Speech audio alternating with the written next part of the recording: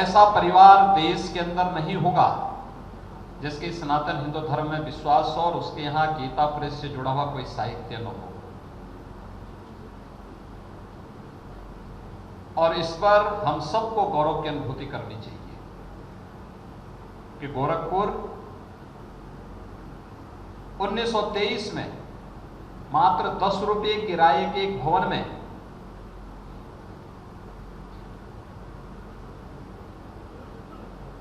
सरदेव जयदयाल गोयनका जी ने जिस बीज का रोपण किया था, आज एक विशाल वट वृक्ष बनकर के पूरे देश के अंदर और पूरी दुनिया के अंदर सनातन हिंदू धर्म की प्रकाशन को घर घर तक पहुंचा करके धर्म और संस्कार के साथ साथ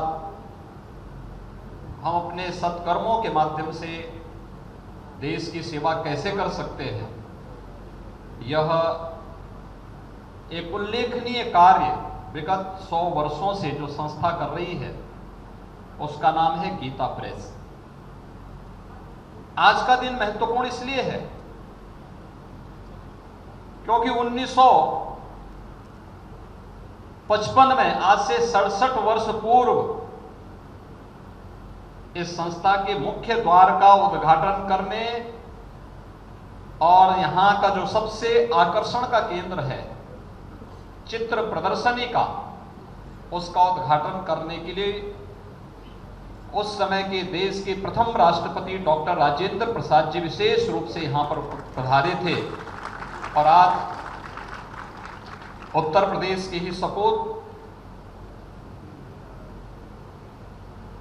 देश के महामहिम राष्ट्रपति जी का सानिध्य हमें प्राप्त हो रहा है और शताब्दी वर्ष के समारोह का शुभारंभ भी आज राष्ट्रपति जी के कर कमलों से हमारी महामहिम राज्यपाल जी और अन्य गणमान्य अतिथियों की उपस्थिति में ये प्रारंभ हो रहा है। गीता प्रेस साहित्य के माध्यम से देश और समाज की अपूर्व सेवा कर रहा है। ये उल्लेखनीय सेवा है। साहित्य की सेवा कभी न मिटने वाली सेवा होती है और एक लंबी यात्रा प्रारंभ की। सरदेव भाई जी का गीता प्रेस के साथ जुड़ना, कल्याण का प्रकाशन गीता से होना, गीता प्रेस से होना और घर घर तक कल्याण को पहुंचा देना, अद्भुत कार्य। उस कालखंड में जब साहित्य नहीं था, प्रकाशन नहीं था, इतनी एडवांस तकनीक नहीं थी, उस समय भी गीता प्रेस इस कार्य को कर रहा था। 1 रुपये की गीता की जो ग्रंथ था 1 रुपये में इस प्रेस ने उपलब्ध करवाई है। और आज भी साहित्य प्रकाशन का कोई विज्ञापन नहीं, कितना पवित्रता के साथ, व्याकरण की कितनी शुद्धि है।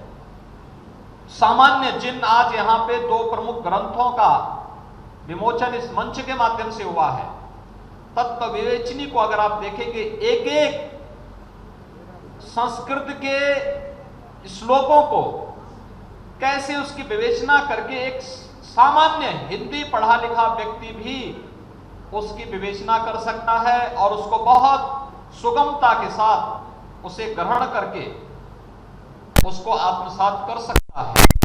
और ये गीता प्रेस जैसी संस्थाओं के माध्यम से ही संभव हो पाया है। और ये बहुत बड़ी सेवा थी।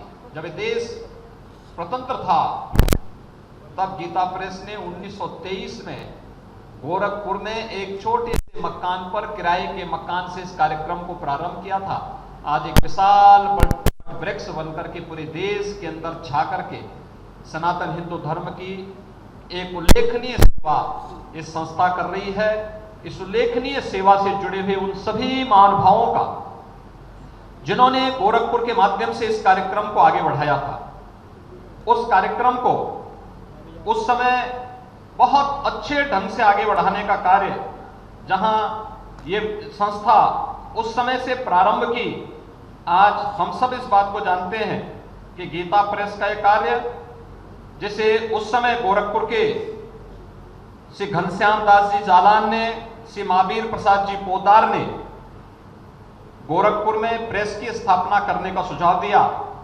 और गोयनका जी ने इस कार्यक्रम को आगे बढ़ाया। और उसके बाद जब भाई जी का गीता प्रेस के साथ जुड़ाव हुआ तो कल्याण जैसी पत्रिकाओं का यहाँ से प्रकाशन के साथ ही देश के घर घर में कल्याण पहुंचना। एक समय तो ऐसा था जब कल्याण को देखने के लिए लोग महीने भर इंतजार करते थे, डाक से ही वहां जाती थी।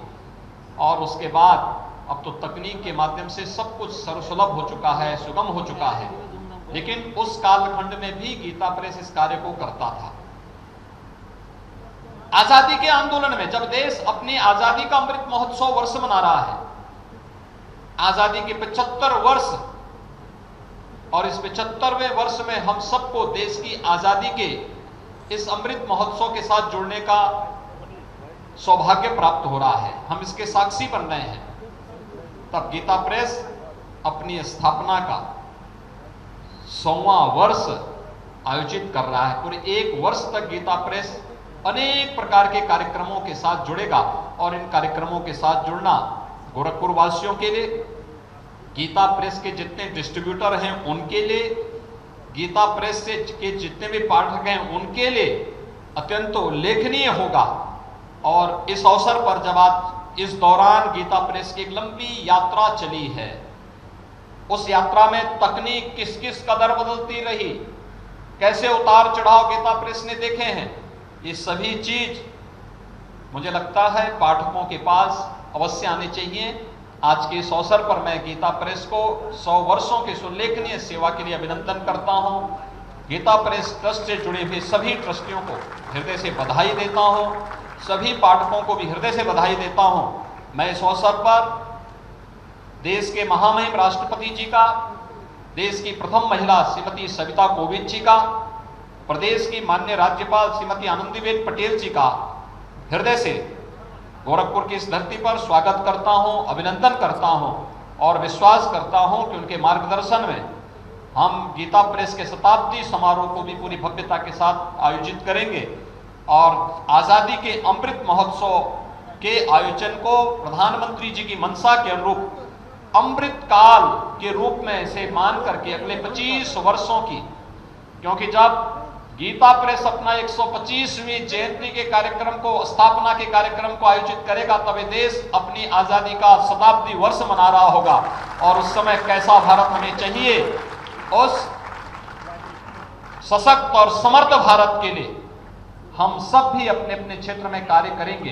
क्योंकि गीता प्रेस है तो स्वाभाविक रूप से श्रीमद् भगवद गीता उस कर्म की ही हमें प्रेरणा देता है, कर्मण्येवाधिकारस्ते मा फलेषु कदाचन। और उस कर्म को करने के लिए निरंतर हम आगे बढ़ते रहे, इस विश्वास के साथ मैं गीता प्रेस की उल्लेखनीय सेवा के लिए हृदय से अभिनंदन करते हुए शताब्दी समारोह के लिए पूरे गीता प्रेस परिवार को हृदय से बधाई देता हूं और विश्वास करता हूं कि एक वर्ष का ये कार्यक्रम अनेक प्रकार से अपनी अनेक उल्लेखनीय उपलब्धियों के लिए जाना जाएगा। इस पूरे अभियान के प्रति मेरा भरपूर सहयोग रहेगा। गोरख स्पीड से गीता प्रेस का बहुत पुराना जुड़ाव रहा है और पुराने जुड़ाव के साथ मेरे लिए आज का दिन अत्यंत महत्वपूर्ण है। 1955 में मेरे पूज्य दादा गुरु ब्रह्मलीन महंत दिग्विजय नाथ जी महाराज, वे स्वयं इस कार्यक्रम के साक्षी उस समय बने थे और उस कार्यक्रम में तत्कालीन राष्ट्रपति जी के साथ वे स्वयं उस कार्यक्रम में यहाँ उपस्थित थे। और आज मुझे देश के महामहिम राष्ट्रपति जी के साथ इस कार्यक्रम में सहभागी होने का अवसर प्राप्त हो रहा है। इसलिए इस अवसर पर मैं एक बार फिर से गीता प्रेस को इस पूरे उल्लेखनीय उपलब्धि के लिए हृदय से बधाई देते हुए अपनी शुभकामनाएं देता हूं। धन्यवाद। जय हिंद।